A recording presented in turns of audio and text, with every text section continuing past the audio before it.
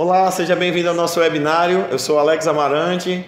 Nós estamos aqui realizando esse webinário para discutir com você e trazer para você, com relação à linha, a teoria das restrições, o entendimento e trazer também situações práticas, situações reais para direcionar, para tirar alguma dúvida e para tentar contribuir de uma forma impactante com o seu sucesso profissional e também com o desempenho das suas obras. Olá pessoal, eu agradecer a presença de todos, né? Eu sou André Kinderé, engenheiro civil, sócio da Aval Engenharia. É um prazer estar aqui junto com o Alex, discutindo um tema de tanta relevância, e principalmente nos dias de hoje, onde a gente precisa se diferenciar como profissional e diferenciar a atuação das nossas empresas em relação ao mercado. A gente vê que a gente está bastante alinhado com as necessidades de todos, né, do mercado e do meio acadêmico. Então a gente procurou fazer um trabalho para mostrar para vocês uma forma bem prática também, não só teórica, mas uma abordagem prática. E a gente estruturou esse webinário com o início, onde a gente vai apresentar durante uns 15 minutinhos alguma base conceitual para ter um melhor entendimento das filosofias que a gente vai discutir. No segundo momento, a gente vai estar apresentando alguns resultados e alguns cases práticos. E no final a gente vai apresentar alguns mitos ou algumas perguntas que sempre as pessoas nos fazem, né, e que geram algumas divergências, né, e que podem estar distorcendo a interpretação de alguma ferramenta ou de algum princípio. Então eu espero que a gente possa agregar bastante para vocês e vamos iniciar. Fiquem à vontade, façam perguntas, tem aí o link, os nossos e-mails para qualquer dúvida que vocês tiverem. Vai ser um prazer ajudar vocês. Muito obrigado pela presença e vamos iniciar.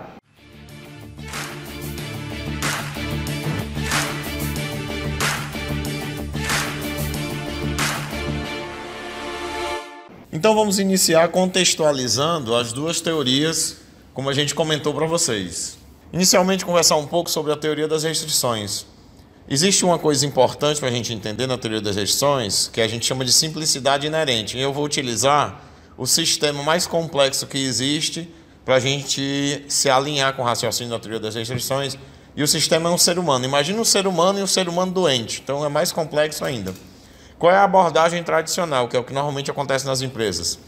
A gente olha cada sintoma e quer dar um remédio para cada sintoma.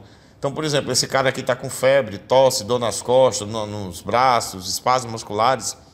Então, a ideia é passar para ele vários remédios, que é o que acontece na empresa. Problemas de caixa, problemas de prazo, problemas de custo, problemas de desalinhamento do pessoal. Você quer dar um remédio para cada um. Mas a teoria das restrições quer que você olhe a empresa como um médico olha uma pessoa, que é de uma forma sistêmica. Então ele tenta encontrar as ligações que existem entre os vários fatores para localizar uma causa comum, que a gente chama na teoria das restrições de causa raiz. A causa raiz na teoria das restrições é o que se chama, no caso, restrição mesmo, que é o grande limitador desse sistema. No caso aqui desse nosso amigo, não adianta você ficar dando vários remédios. Se você não identificar que ele tem uma pneumonia, precisa dar um antibiótico também.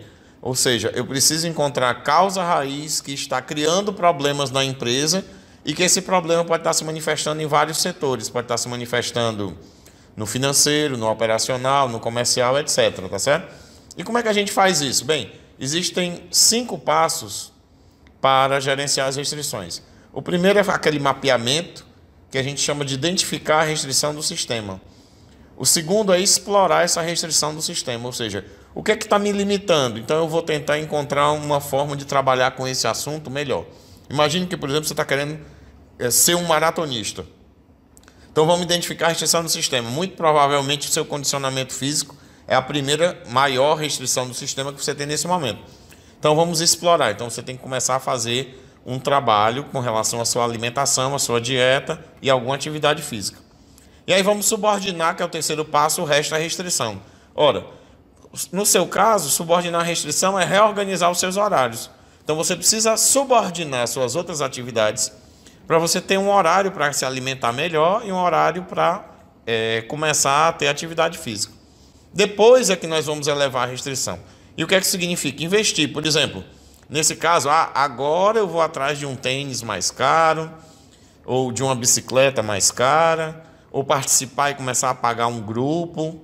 Por quê? Porque eu já comecei a tratar outros aspectos que não dependem de dinheiro E agora eu vou elevar essa restrição, tendo um desempenho maior investindo. Observe que os primeiros passos eu identifiquei, descobri como me organizar melhor para ter melhor resultado e em seguida foi que eu comecei a investir. E o quinto passo é medir o resultado e refocar. Por quê? Porque a teoria das restrições entende o seguinte: em algum momento você vai vencer um grande limitador. Então, de repente, o seu peso e condicionamento físico agora não são mais a grande restrição. Você está no peso correto e no condicionamento físico correto. Qual é a sua próxima grande restrição? Talvez seja a sua técnica. Então, agora nós vamos trabalhar de novo os 5 passos, focando na técnica, entendeu? Então, esse é o raciocínio, o aspecto conceitual da teoria das restrições.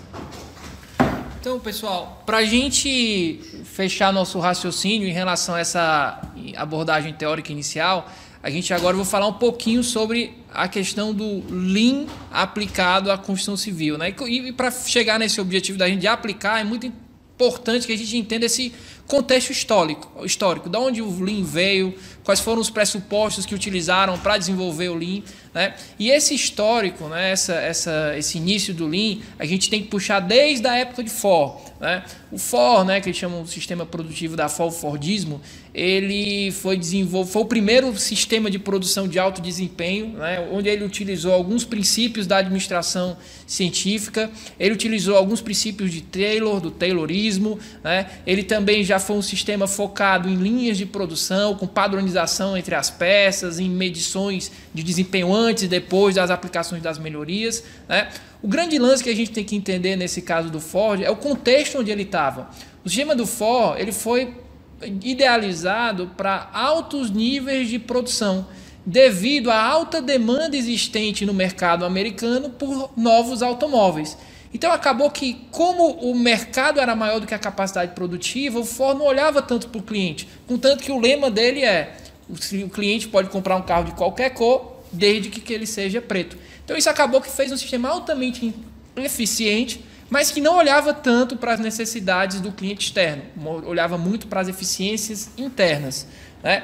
Então, dando continuidade, para vocês entenderem esse contexto, com o surgimento da Segunda Guerra Mundial, né, com a eclosão da guerra, acabou que a Toyota, né, no Japão, onde estava tudo muito devastado, onde a gente não tinha mais recursos financeiros, onde o país foi acabado por essa Segunda Guerra Mundial, né, a Toyota começou a fazer a produção de automóveis. E essa produção, né, tendo em vista todo esse contexto, tendo em vista essa dificuldade que o país se encontrava, ela não podia seguir esses mesmos moldes de Ford. Ela precisava ter uma forma de produzir diferenciada.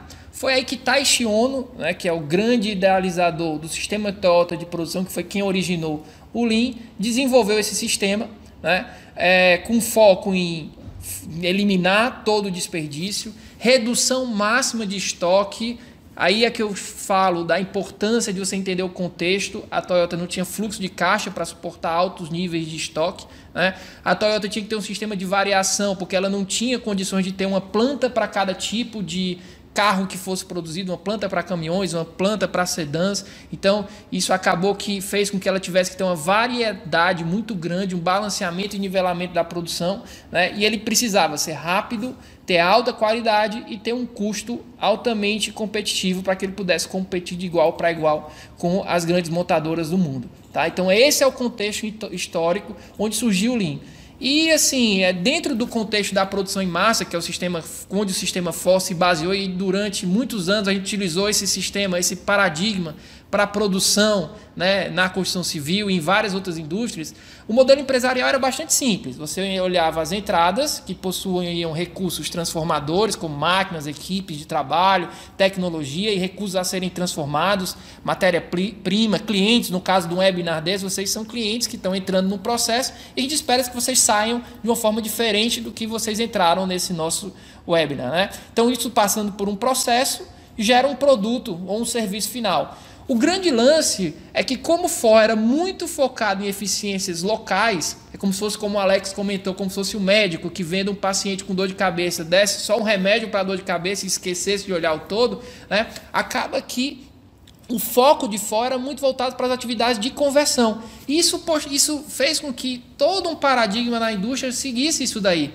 Percebam que até um tempo atrás, os orçamentos de obra de várias construtoras, você só via atividades de conversão. Alvenaria, estrutura, ninguém olhava para as outras atividades que a gente vai ver daqui para frente, que são bastante importantes.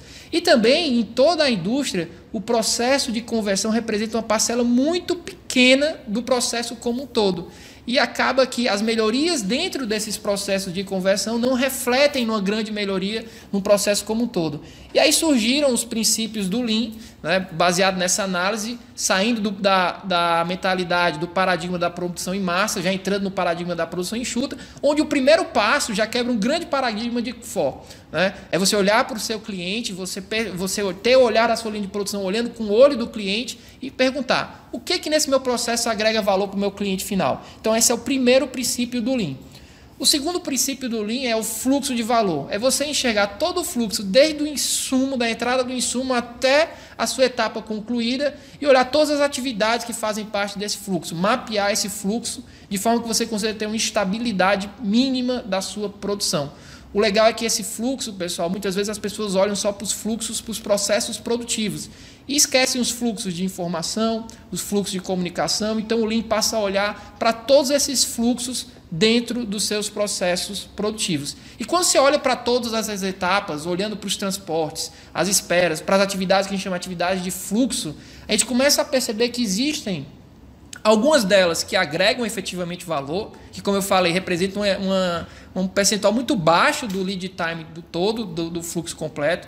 Tem algumas atividades que não agregam valor, que são perdas dentro do processo, que devem ser eliminadas. E tem atividades que não agregam valor, mas que são necessárias, como, por exemplo, um transporte. Eu não consigo eliminar 100% a necessidade de transportar o meu tijolo do térreo para o primeiro, para o segundo, para o terceiro pavimento, mas eu posso otimizar esse transporte. Então essas atividades devem ser otimizadas, e as que não agregam valor e que não fazem, que podem ser expurgadas do processo, devem ser eliminadas, né?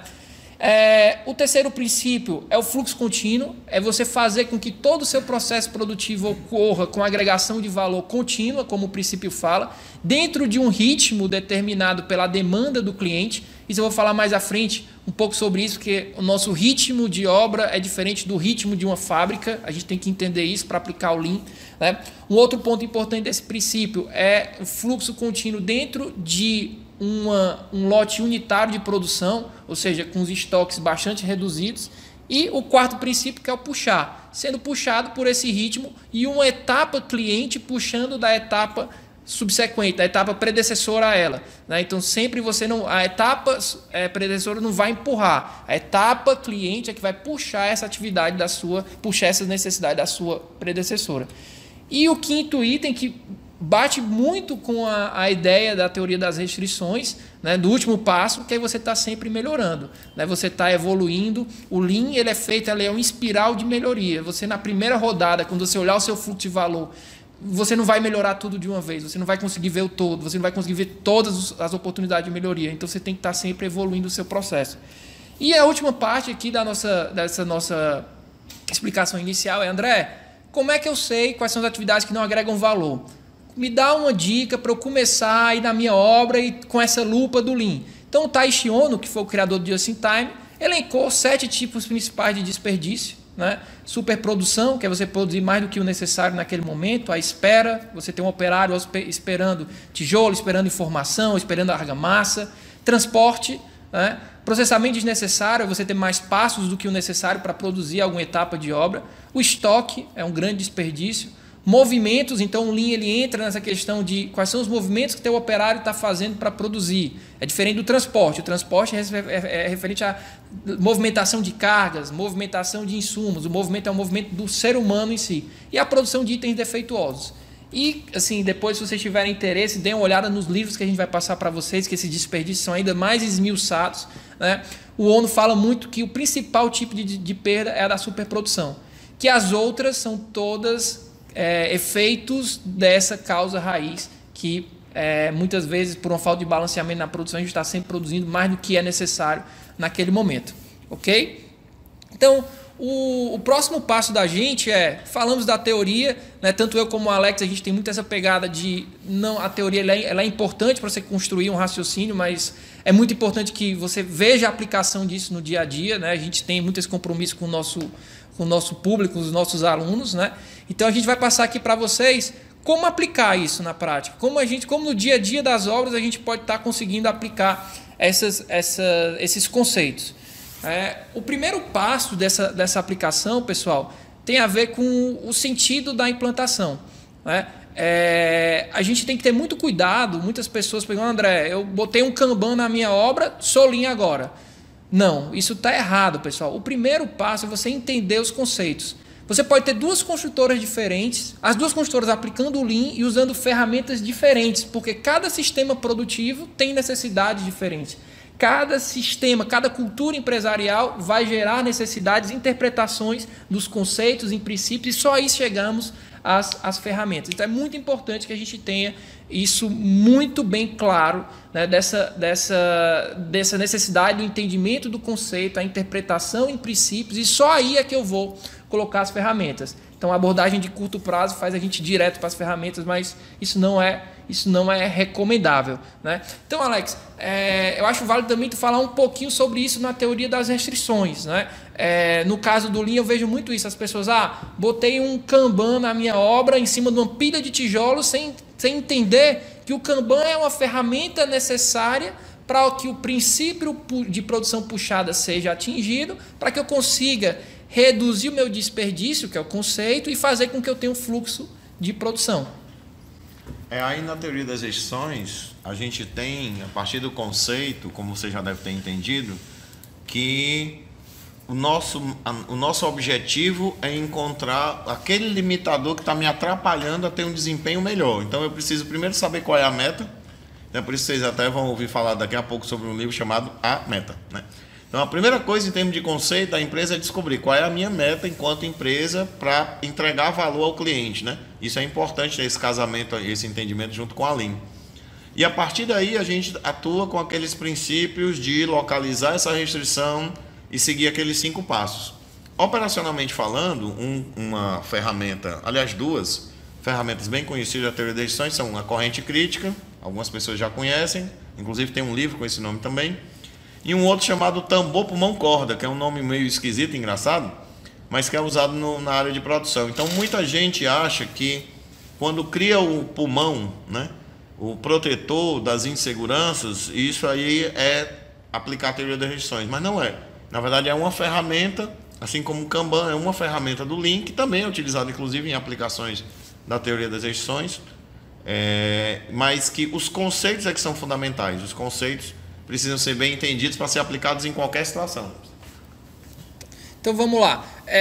Então um dos questionamentos que todo mundo faz quando a gente está falando sobre essas nossas ferramentas do Lean, da teoria das restrições, esses conceitos são 100% aplicáveis na construção civil, né? Essas ferramentas eu consigo aplicar em todas as minhas atividades. Então eu coloco essa imagem para a gente quebrar esse paradigma e para deixar bem claro que a construção civil ela tem uma série de peculiaridades que fazem com que a gente tenha que fazer um esforço de interpretação desses conceitos para que eles sejam totalmente aplicáveis à nossa realidade. Então a gente sabe que, por exemplo, trabalhar com estoque zero num canteiro de obras é impossível, né?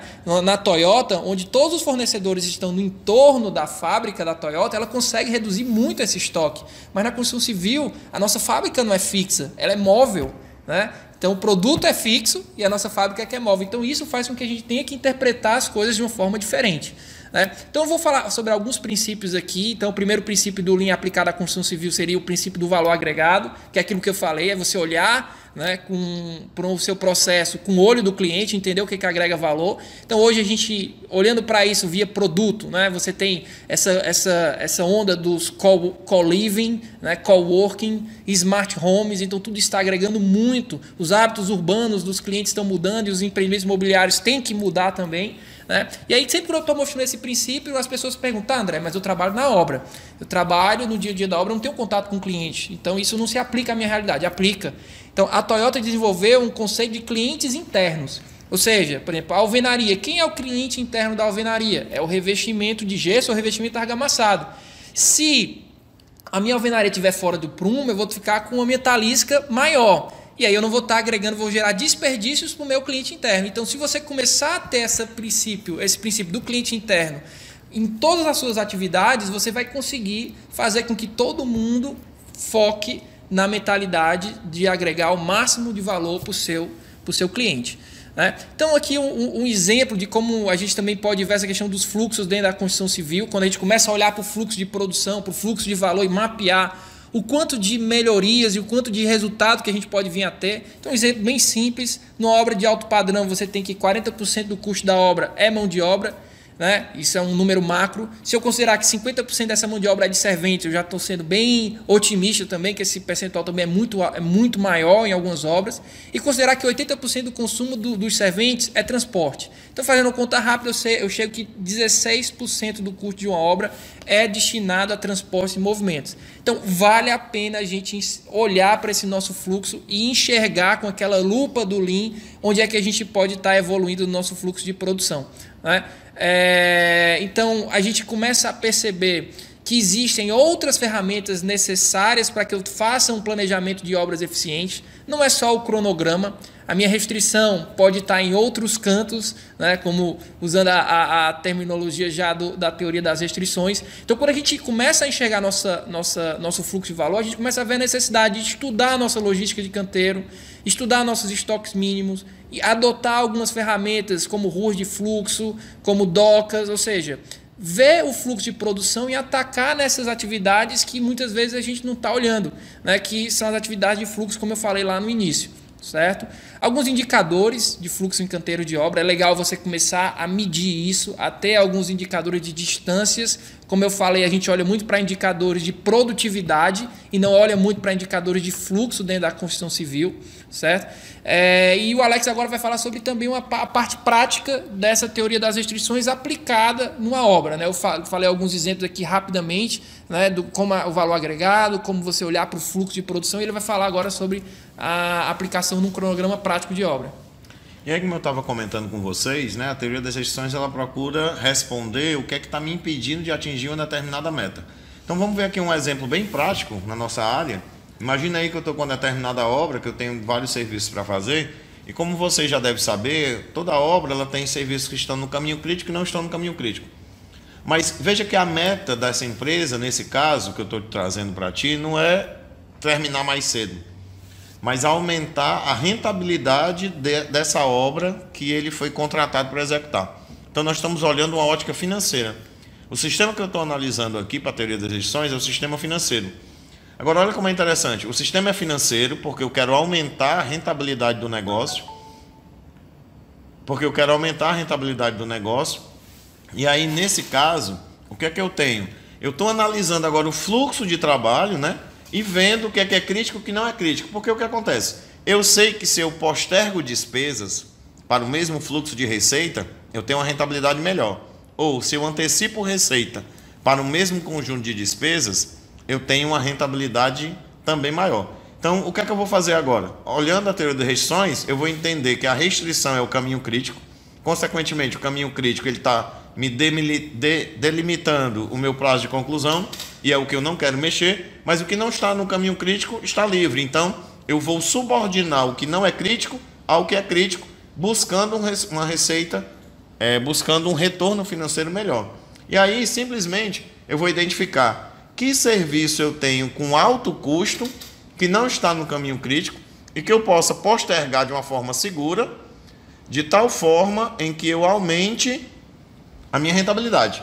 Então veja esse exemplo. Aqui a gente postergou um determinado conjunto de serviços, né? Tanto é que eles ficaram vermelhos, eles se tornaram críticos também. Então eu tenho que gerenciá-los até melhor, porque aí surgiu uma necessidade de gestão de risco. Mas olha só esse detalhe. Antes essa mesma obra ela estava com um retorno sobre investimento de 20%, uma taxa interna de retorno de 6,7%. Com essa mudança, a gente passou e explodiu com uma taxa interna de retorno de quase 72% e um retorno sobre investimento de 269%. Qualquer diretor financeiro e qualquer dono de negócio quer um retorno desse.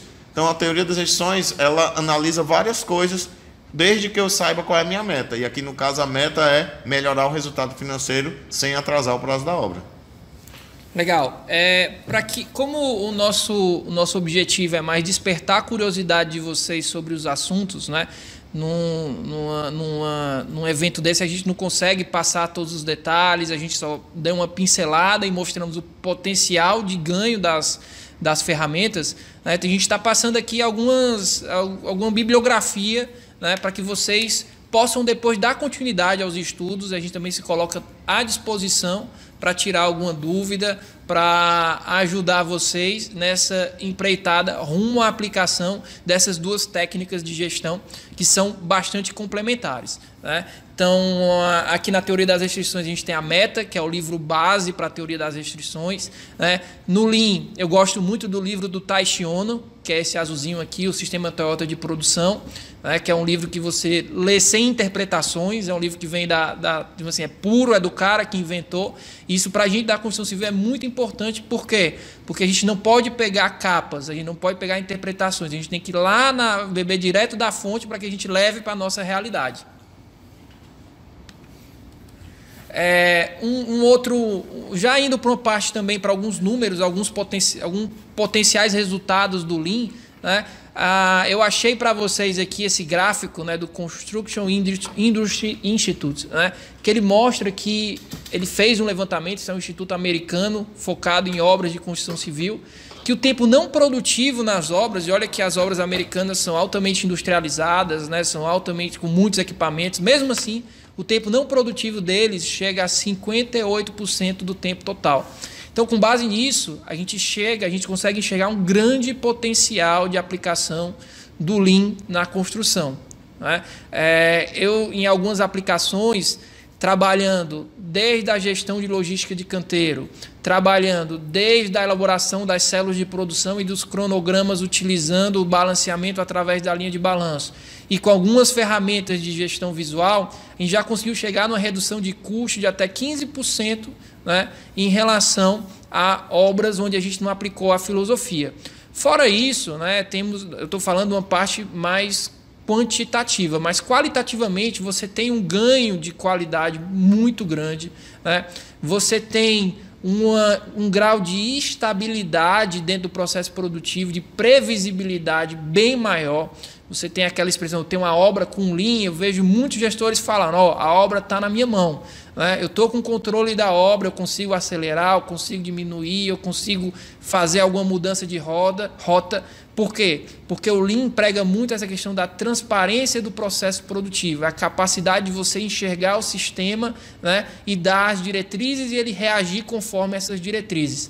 Então, o número que eu tenho para passar são esses números reais, são algo em torno de 15%, de até 15%, mas a gente vê que esse potencial é muito maior, né? Esse potencial, né, como a gente está vendo aqui, a gente está falando de mais da metade do lead time dentro de uma obra, a gente pode aplicar essas ferramentas do Lean, tá? Então aqui um exemplo prático também de utilização da linha de balanço. O Alex logo em seguida vai entrar também nessa questão da linha de balanço, mas essa questão de você ter lotes de produção, definir quem são as equipes e fazer com que elas fluam dentro dos pavimentos, isso dá um ganho real de produtividade enorme, né? Então, estou dando um exemplo aqui, além de você ter uma gestão visual da obra. Vocês estão vendo a primeira foto da obra, isso é uma obra no mês zero, digamos assim, onde são 4 torres, né? Percebam que a gente está focado em 2 torres. A primeira torre lá no fundo, você está com a fachada iniciada. Pela circulação, você vê que o revestimento de gesso está quase todo pronto. E a torre 2, essa torre que está mais à frente, você percebe que ela está com o revestimento de gesso iniciando e está se preparando para o início da fachada. 3 meses depois, que é mais ou menos a batida de cada etapa na torre, né, eu tirei outra foto pegando já 3 torres. Você está vendo que a torre lá do fundo, eu já estou com a fachada 100% executada. A torre 2 está com fachada iniciada. E a torre 3, né, já está recebendo o revestimento de gesso e avançando nas alvenarias para que receba as equipes da fachada. É impressionante que nessa obra, quando eu cheguei na torre 3, as torres todas iguais, chegaram a ter acréscimos de produtividade em 25%. Isso no Lean a gente chama de efeito aprendizado. Então, esse efeito, se a gente conseguir replicar ele em vários ciclos, em várias obras nossas, a gente também pode conseguir ter uma grande melhoria nos nossos índices de produtividade, que hoje é um grande vilão dentro dos nossos canteiros, que eu já falei em outras palestras, em outros eventos, os índices de produtividade onde a gente não teve mudança na metodologia construtiva, eles vêm caindo dentro da construção civil. Tá? Então agora o Alex vai mostrar um exemplo real dentro das aplicações da teoria das restrições. E aí, até para vocês fazerem uma conexão bacana, eu também procurei trazer um exemplo que tivesse a ver com linha de balanço. Então, olha só, na tela anterior, quando o André estava apresentando para vocês, vocês devem ter notado que a linha de balanço ela estava cirurgicamente focando, né, um zoom mais em algumas semanas. E isso é bacana, porque o Lean é exatamente para isso, é para você, sabendo aonde atacar, você fazer um mergulho nesse local, você fazer uma cirurgia nesse local, para dar uma impulsionada nele. Mas aí a teoria das restrições entra complementando isso, por quê? Porque a teoria das restrições entra mais numa visão global e até estratégica, né? Então, por exemplo, aqui que eu estou trazendo para vocês é um caso real de uma obra que eu trabalhei há um tempo atrás, que esse cliente ele precisava desesperadamente reduzir o prazo, tá certo? Então pronto, a meta estava bem definida. Quando a gente terminou de fazer o primeiro estudo, ó, você viu que a torre ela estava terminando em 29 de agosto de 2013, com todos os fluxos, com os ritmos de produção bem definidos, sem nenhum tipo de interrupção, etc.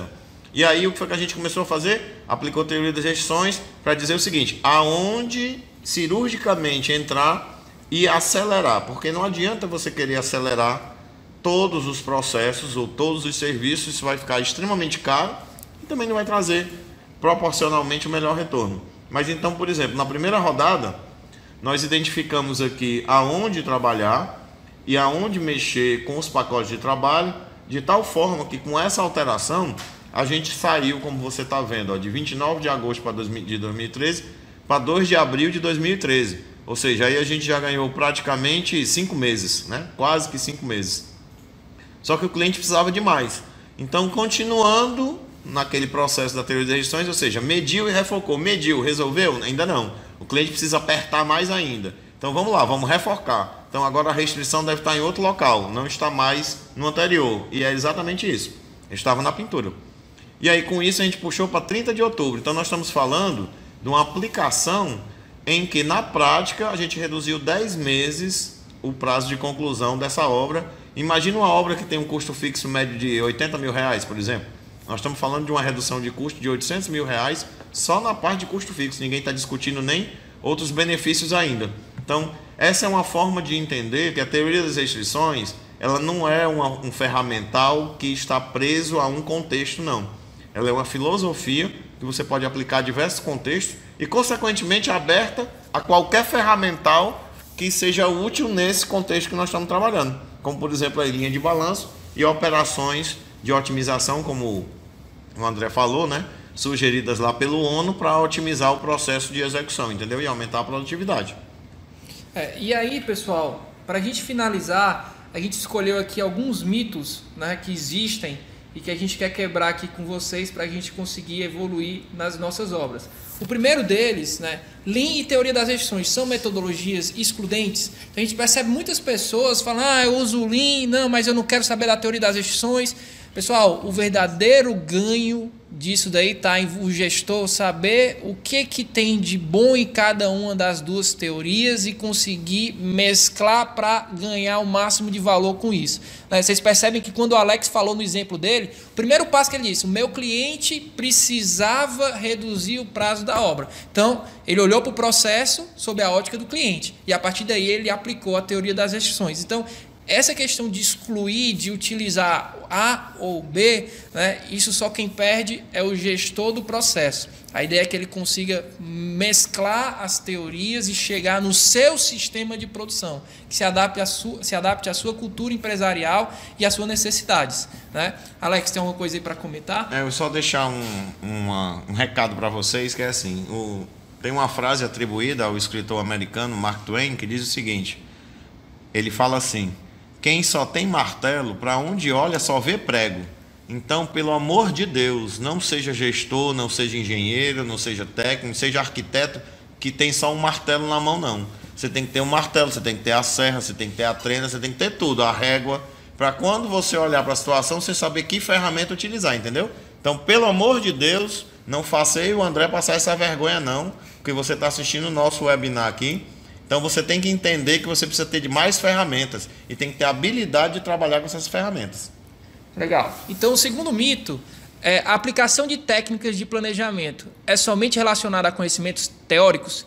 Por que surgiu esse mito? Tem muita gente que está começando a trabalhar, que está saindo da faculdade, fala, André, Alex, eu quero trabalhar com planejamento. Que curso eu faço? Que livro eu leio? Né? Pessoal, o primeiro pressuposto para quem quer trabalhar com planejamento é entender de obra, é entender do processo produtivo, é ter experiência prática. Então, um bom planejador, ele tem uma mescla de conhecimentos práticos e conhecimentos teóricos, para que ele consiga entender a teoria e saber como aplicar na realidade dele. Então, assim, não é só fazer um curso, não é só ler um livro. Você tem que entender do processo para saber se vai usar o martelo, se vai usar o serrote, se vai usar a marreta, etc. Qual é a melhor ferramenta para aquela situação. Exatamente, né? Você tem que entender o seguinte, o conhecimento teórico ele vai te dar um corpo, né? Então, até o pessoal chama assim, o corpo do conhecimento, o corpo teórico. Ele vai te dar esse corpo, mas a experiência prática vai te dar asas. Então você precisa combinar um corpo robusto com asas boas para você alçar e alcançar as melhores oportunidades. Se você quer encontrar as melhores oportunidades nacionais ou internacionais, então o que você precisa fazer é acumular um bom conhecimento teórico e ter um corpo sólido e ao mesmo tempo buscar cada vez mais vivência prática para ter asas grandes, meu amigo, e aí ninguém lhe segura. O terceiro mito é, o Lean começa com Kanban e a teoria das restrições com o pulmão no final do projeto. Então, pessoal, muitas pessoas, o que esse mito representa? São as pessoas que querem começar a implantação dessas duas filosofias com as ferramentas. Pessoal, várias vezes eu vi empresas frustradas com resultados parciais ou resultados temporários indo por esse caminho. Então, você está criando uma necessidade, colocando uma ferramenta que não existe dentro daquele sistema produtivo, não está enraizada na cultura da empresa. É muito importante que, como a gente já falou, que você comece entendendo os princípios, passe para os conceitos e depois chegue nas ferramentas que lhe atendam. Eu já fui numa obra onde o cara tinha uma pilha enorme de tijolos com uma placa em cima, com uma faixa verde, dizendo que era um Kanban para controle dos tijolos. Ali ele estava, no máximo, sinalizando os tijolos. Não está linkado com o conceito de supermercado, não está linkado com o conceito de produção puxada e acaba que vira um peso no dia a dia da obra, vira mais uma carga gerencial e não traz os resultados que fazem com que o sistema se sustente. Benefícios é que fazem com que o sistema no dia a dia seja mantido. E também, só para você ter uma ideia, né, da importância de você entender o conceito e não se prender à ferramenta, eu vou dar um exemplozinho rápido fora da nossa área de construção. Alguns anos atrás, um pessoal de uma indústria da área têxtil me convidou para ir lá porque o gestor, aliás, o consultor financeiro fez uma análise e mapeou o seguinte, a empresa ela está estruturalmente preparada para ser lucrativa, mas operacionalmente ela está dando prejuízo. Aí me convidaram para dar uma olhada lá, a empresa vinha há meses dando prejuízo.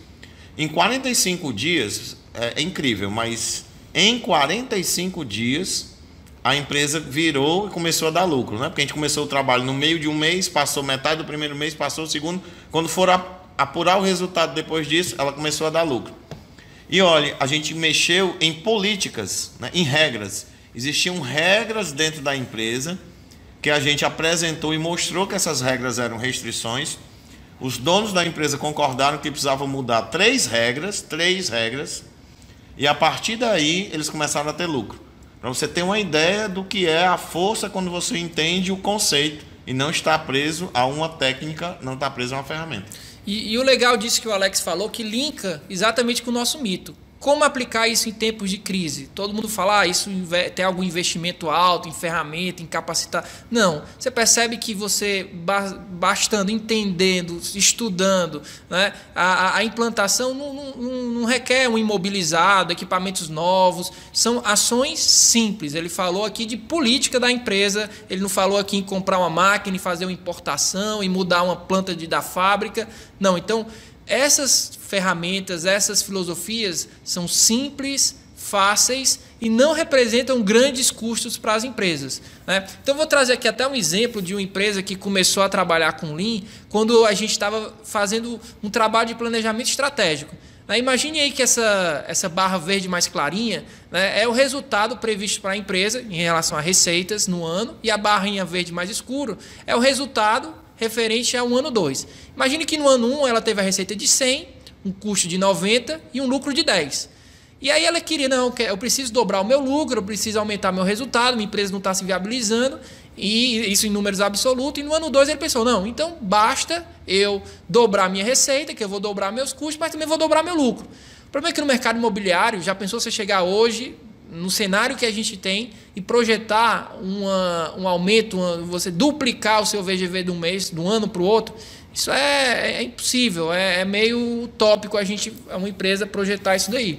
Só que com o Lean, com o uso das ferramentas do Lean, com a aplicação dos princípios, com o uso da teoria das restrições, tem um conceito que chama de custo-alvo, target cost. Então você consegue trabalhar reduzindo o seu custo operacional. E nesse exemplo, a gente fazendo exatamente o mesmo exemplo, só que a gente mantendo a receita do ano 1 para o ano 2 e reduzindo em 10% o nosso custo.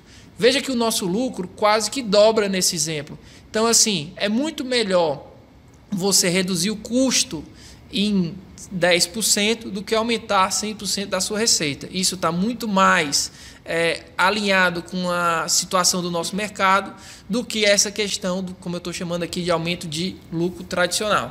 Certo? O nosso próximo mito é barreira para a implementação e a construção 4.0.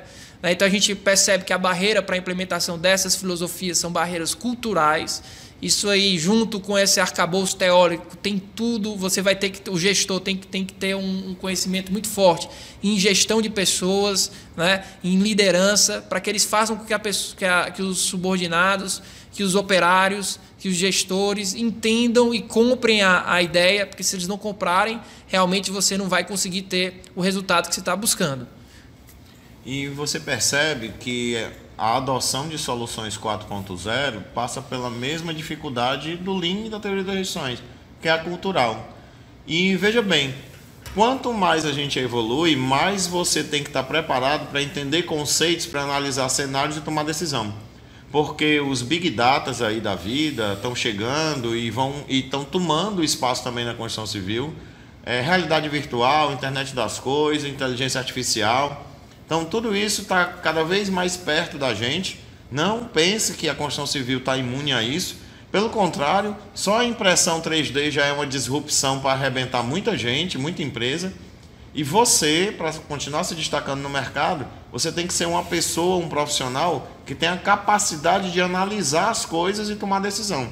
Que é isso que as ferramentas, por mais que elas processem, elas vão processar dados, né? Existe um oceano de dados aí. Eu quero saber quem é que vai ter a capacidade, quem tem os instrumentos corretos para navegar nas tempestades dentro e no meio, aliás, né? No meio desse oceano de dados. E aí, pessoal, eu vou trazer uma ferramenta que a gente desenvolveu recentemente, tá? Que utiliza esses conceitos da indústria 4.0, certo? Que é o Agilent, aplicativo de gestão integrada Lean, que utiliza nessa plataforma todos os conceitos do Lean, desde o planejamento até o controle do fluxo de produção. E aí eu convido vocês a, quem tiver interesse, dar uma olhadinha, www.agilent.com.br. Bem interessante, é uma ferramenta que utiliza as tecnologias da indústria 4.0 aplicadas à construção civil, junto com metodologia Lean, objetivando alavancar a produtividade dentro dos canteiros de obra. Tá? E o último mito é a questão da atuação dos profissionais. Então, a atuação internacional, né, é uma realidade para quem utiliza Lean e TOC, para os profissionais que utilizam essas filosofias. Existem várias certificações atreladas às duas filosofias, né? São metodologias utilizadas em empresas no mundo todo. Você tem o Lean Institute, para quem quiser tem mais interesse no Lean. Você tem a empresa de consultoria do Goldratt, né, para quem está mais interessado na teoria das restrições.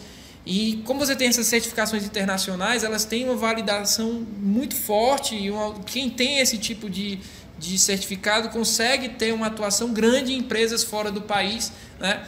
Vendo que hoje a gente está vendo com uma tendência muito grande os estudantes e os profissionais buscarem essa experiência em outros ambientes corporativos.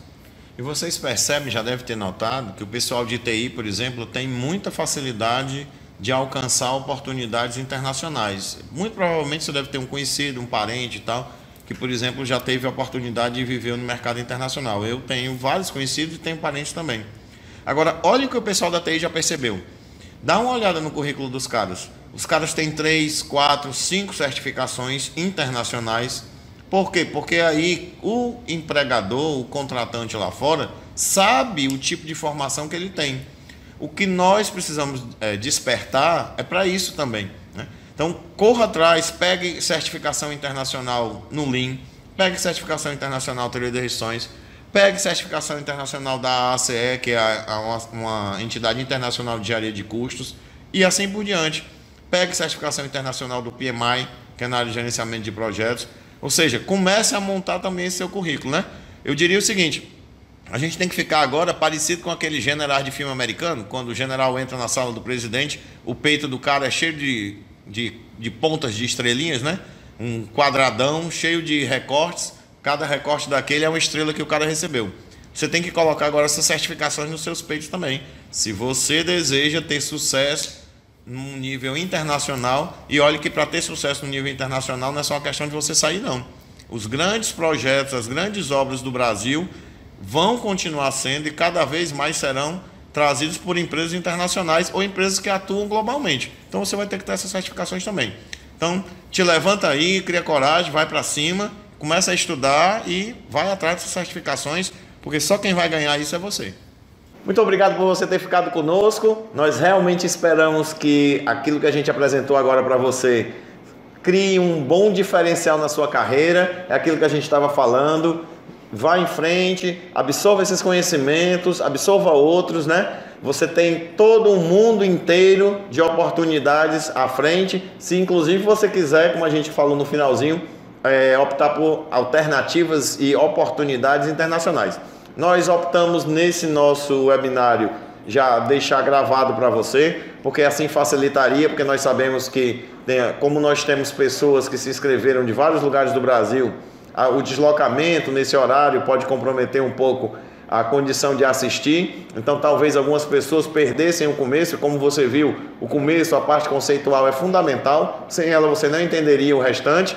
Então dessa forma a gente deixou gravado porque facilita para qualquer um. Na hora que você chegar, você vai poder assistir com calma e não perder absolutamente nada do que nós trouxemos para você. E como nós falamos, deixe aí os seus comentários, coloque aí as suas dúvidas. Nós vamos ter o maior prazer em poder responder a você também. Pessoal, muito obrigado pela presença, né? Foram mais de 200 pessoas inscritas nesse nosso primeiro webinário.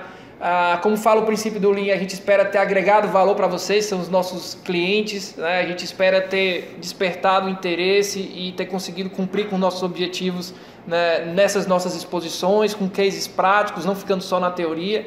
Esse é o nosso compromisso com vocês.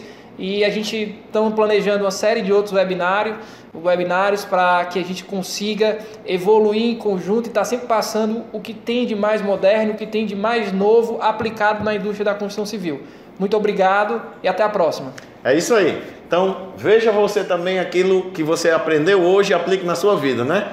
Verifique qual é a sua meta, descubra qual é a restrição que está segurando para você atingir a sua meta profissional. E com os conceitos do Lean, reduza os desperdícios de tempo que de repente você está tendo na sua vida. E vamos lá, rumo ao sucesso. Valeu, Até pessoal. mais. Um abraço. Um abraço.